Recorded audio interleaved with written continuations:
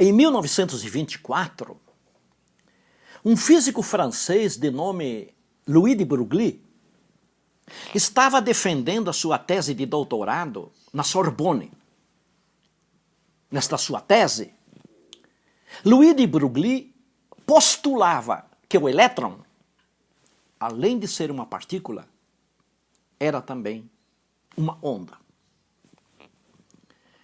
Para os físicos da época, a tese de Louis de Broglie era ousada e impactante. Mas, por que essa tese era ousada? Eu respondo.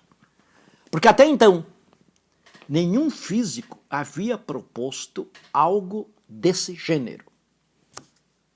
Na época, sabia-se que a onda era também uma partícula.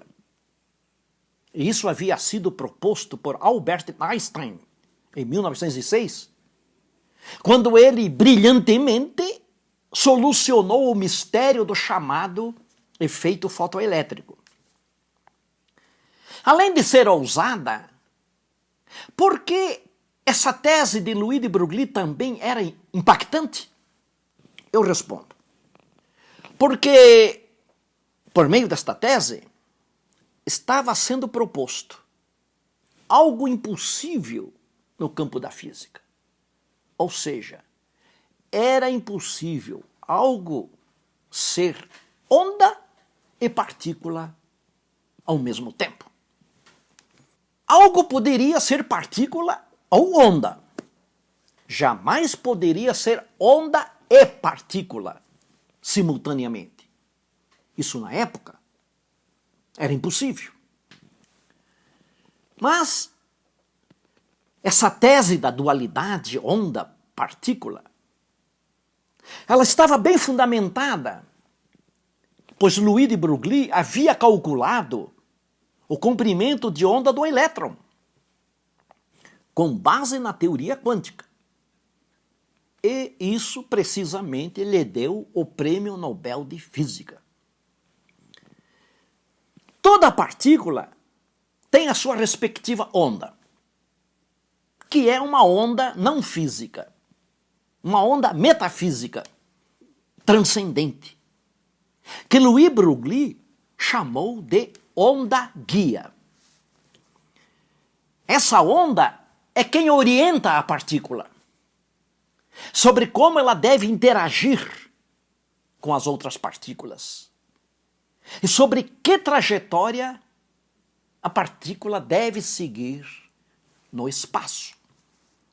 Noutras palavras, a onda guia é uma espécie de central inteligente da partícula. É a sua parte pensante. É como se fosse a alma, o espírito da partícula. Veja, com relação à onda guia de Broglie, é importante que você saiba que não se trata nem de uma onda eletromagnética, nem de uma onda física. A onda guia de Broglie é algo mal assombrado. Foi precisamente por causa deste aspecto que essa ideia de onda guia produziu uma grande discussão e uma grande perplexidade entre os físicos da época. De fato, tratando-se de uma onda, que é algo não físico, invisível, transcendente, sem tempo, sem espaço, como é possível isso ser observado na natureza? Como é possível algo assim tão abstrato, imponderável, incomensurável, ser captado tanto pela racionalidade científica quanto pelos instrumentos da física? Esse, de fato, foi um problema grande trazido pela teoria da dualidade onda-partícula para o campo da física.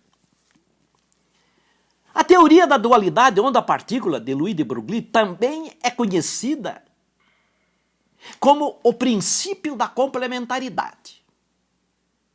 Uma teoria construída pelo físico dinamarquês Niels Bohr, também prêmio Nobel de Física.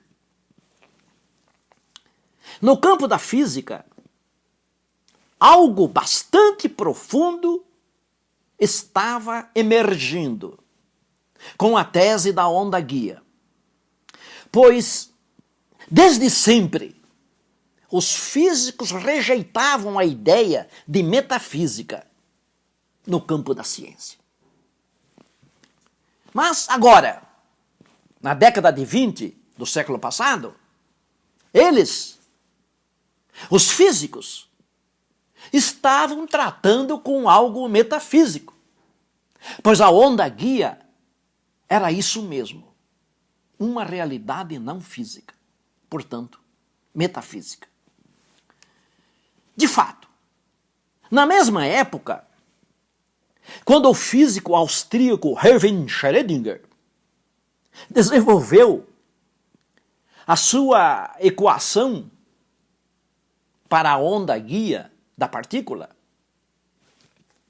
que é a função de onda, nessa equação ele introduziu o número imaginário, aquilo que você conhece como raiz quadrada de menos 1.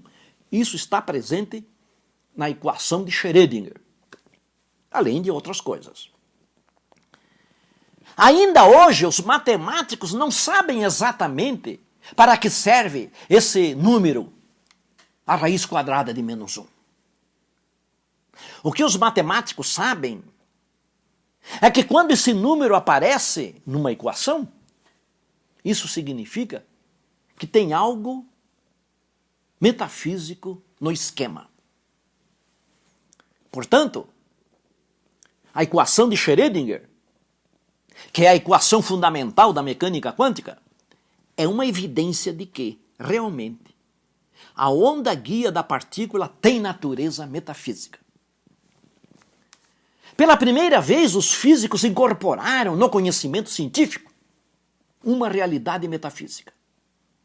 Isso realmente foi algo bastante relevante na história da ciência. Porém, os problemas relacionados com a onda guia da partícula ainda não haviam acabado. O outro problema que surgiu foi o chamado problema da observação. Ora, como era possível a onda guia ser observada na natureza se ela era algo metafísico, imponderável, incomensurável, invisível, sem tempo e sem espaço? Como algo assim tão abstrato podia interagir com o aparelho de observação lá no laboratório dos físicos? Esse passou a ser o outro problema para os físicos resolverem. Surgiram diferentes hipóteses para explicar como isso era possível. Uma dessas hipóteses, atualmente, é chamada de descoerência quântica. Segundo a hipótese da descoerência quântica, a onda guia da partícula interage com o campo quântico eletromagnético do aparelho. E então, a partícula desfaz o seu estado de superposição e assim perde a sua coerência quântica, passando a existir como uma partícula física, no tempo e no espaço. Segundo essa teoria, a teoria da descoerência quântica, a consciência do observador não participa do esquema, nem da materialização da partícula, nem da sua observação. Essa tese da descoerência quântica, que elimina a consciência, é sustentada pelos físicos chamados materialistas. Porém, esta teoria não resolve o problema, pois ela não explica como é possível a onda guia, algo não físico, interagir com algo físico, que é o campo eletromagnético do aparelho, que é um campo quântico. Algo não físico interagindo com algo físico? Como isso é possível? Ademais, os físicos que defendem a teoria da descoerência quântica cometem o absurdo intelectual de afirmar que é possível uma observação sem um observador. Para os filósofos, esses físicos tornam-se um objeto bastante hilário e risível intelectualmente.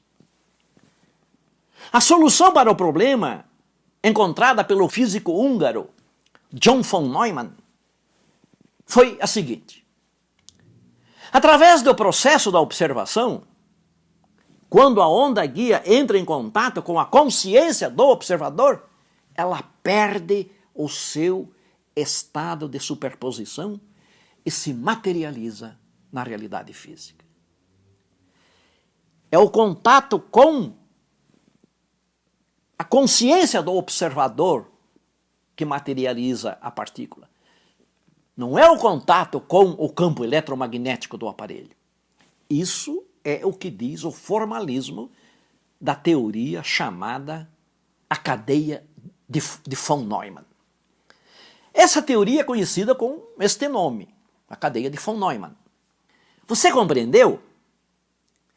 Para explicar a fenomenologia quântica, a física teve que fazer duas grandes concessões. A primeira concessão feita foi aceitar a existência da realidade metafísica através do princípio da complementaridade de Niels Bohr, que implica na dualidade onda-partícula.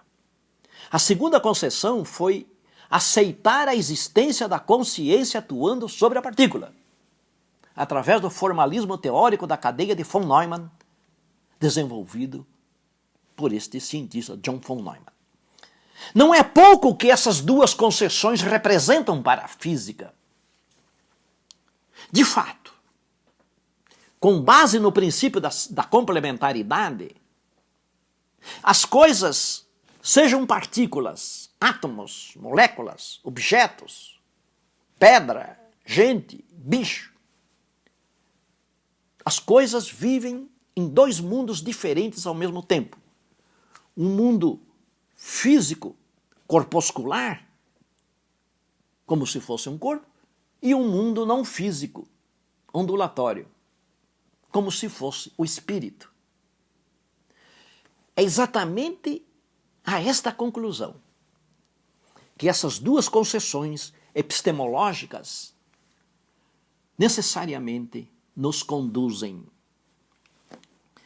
Segundo o princípio da simetria, as leis físicas são invariantes.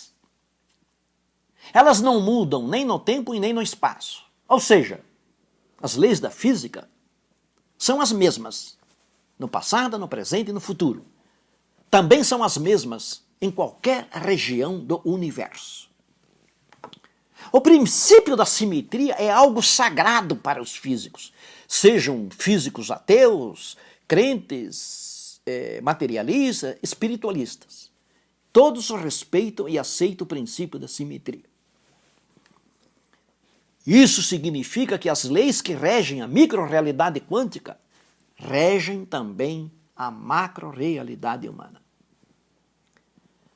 E é aí que entra a consciência no esquema da física quântica. É aí que entra a metafísica no esquema da física quântica. Na micro-realidade quântica, as partículas fazem coisas fantásticas. Qualquer físico sabe sobre o que eu estou falando aqui.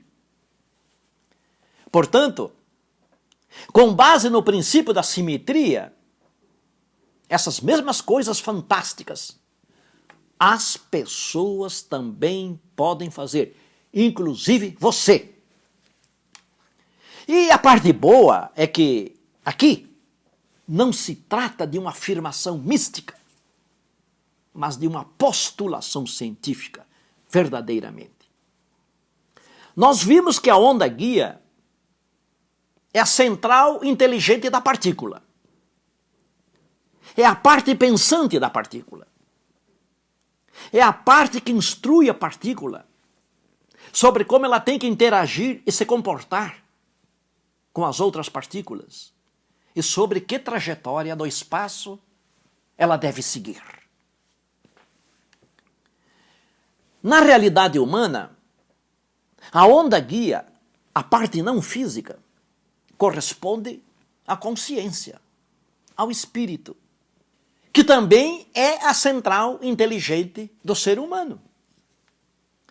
Veja como realmente o princípio da simetria serve de orientação lógica para a fundamentação desta tese.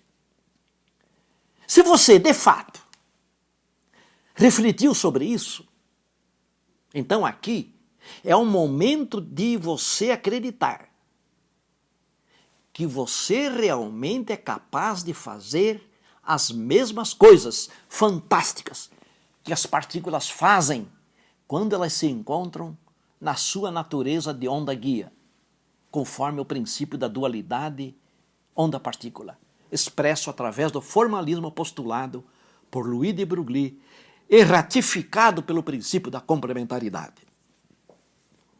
Quando eu digo que as partículas fazem coisas incríveis, quando elas se encontram na sua natureza de onda, eu quero dizer que elas fazem coisas que deixam os físicos perplexos. Você também ficaria igualmente perplexo com as coisas incríveis que você também pode fazer, utilizando a sua consciência, utilizando a sua mente, utilizando o seu psiquismo. Você não precisa recorrer ao misticismo para acreditar no imenso poder que a sua mente possui de resolver problemas, concretizar projetos, superar deficiências, atingir metas e objetivos e curar doenças. E você faz isso com base no fundamento metafísico do formalismo da cadeia de von Neumann, que é um dos fundamentos da mecânica quântica. Os próprios físicos, a grande maioria deles materialistas e agnósticos, reconheceram que a consciência é capaz de atuar sobre a realidade física para materializar a partícula quando ela é observada, e isso foi ratificado no Congresso de Copenhague de 1927. É a consciência do físico, lá no laboratório, que materializa a partícula. Veja, a sua consciência é a mesma consciência do físico. Não existe diferença. Isso significa que você também pode fazer isso. Você também pode materializar a partícula se você fosse lá no laboratório. Só que em vez de partículas, na sua realidade, você materializa desejos e projetos. O esquema é o mesmo. E o que garante isso não é o misticismo, é o princípio da simetria. Se você ainda tem dúvidas sobre isso, então deixa eu te falar mais algumas coisas a respeito. George Thomson, físico inglês, através de um experimento, demonstrou que o elétron é capaz de produzir um efeito de difração da luz. Ora, a difração é um fenômeno produzido só por ondas. Portanto, se o elétron, que é uma partícula, é capaz de produzir a difração, então isso significa que o elétron é também uma onda, que é a onda guia de Broglie. Esse experimento realizado em 1929 deu a George Thomson o Prêmio Nobel de Física. Portanto, vá em frente com os seus projetos. Acredite no poder que a sua mente possui de realizar esses projetos. Acredite na onda guia de Broglie. Acredite na cadeia de von Neumann. Acredite na difração do elétron de George Thomson. Acredite no princípio da complementaridade de Niels Bohr. Todos eles, Prêmio Nobel de Física. Com base no princípio da simetria, o elétron, que é a matéria, na sua forma de partícula, é a realidade física onde você vive, porque tudo é feito de elétron. É o seu ambiente, os seus contextos, onde você exerce as suas atividades, onde você resolve os seus problemas, onde você concretiza os seus projetos, onde você cura as suas doenças, é onde você vive os seus relacionamentos. Por sua vez, a onda guia é a sua consciência, o seu espírito, a sua racionalidade e mais o seu psiquismo. O elétron resolve os seus problemas recorrendo à sua onda guia, como nós vimos. E quando ele faz isso, ele sempre é bem-sucedido. E se você fizer isso também, se você recorrer à sua consciência, ao seu espírito, que corresponde à sua onda guia, então você também será bem-sucedido nos seus projetos, nas suas atividades e nos seus relacionamentos. Está esperando o quê? Está em dúvida ainda? Depois de tudo isso que você ouviu? Ainda continua achando que esse negócio de utilizar a física quântica na sua vida prática para resolver problemas e concretizar projetos não passa apenas de misticismo? Está achando que é isso? Está achando que eu, mesmo sendo um físico, um engenheiro e um filósofo, sou um charlatão? Foi isso que os físicos clássicos colocaram na sua cabeça? Que tudo isso não passa de charlatanismo? Você vai acreditar nesses físicos clássicos? Nessa gurizada, embora com doutorado, mas sem nenhuma experiência da vida, sem nenhuma sensibilidade cognitiva profunda?